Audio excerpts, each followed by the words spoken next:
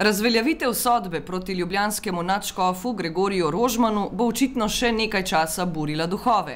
Komentar dneva, gospod Janez Stanovnik. Premier Janša je imel kritično pripombo, češ da je razveljavitev procesa negativno vplivala na rezultate prvega kroga predsedniških volitev.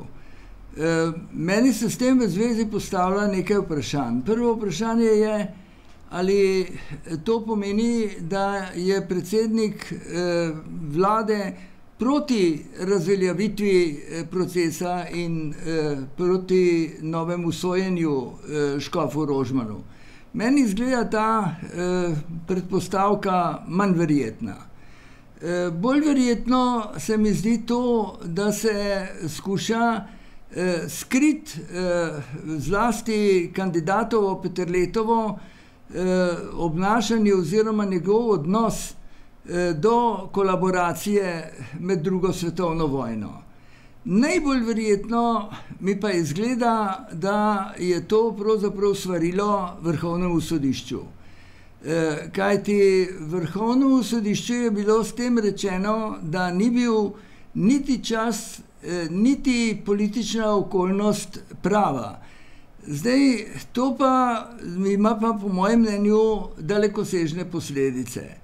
Namreč, če bo moralo Vrhovno sodišče odslej naprej vedno vprašati predsednika vlade, ali je politično oportuno in časovno primerno, da razglasi eno svojo sodbo, kakršnakoli sodba že je, potem se za mene postavlja centralni problem demokracije. Demokracija namreč temelji na treh osnovnih stebrih in to je neodvisnost izvršne, sodne in zakonodavne oblasti.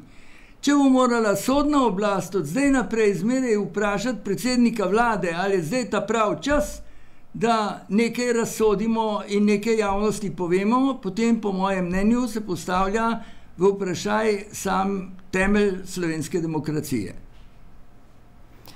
Gospod Stanovnik, meni se pa postavlja vprašanje, kako vi skrbite za te čudovite brke? Tako, da nič ne skrbim za njih, to je najboljša skrb, da ne pustim frizerju nikdar nič rezati.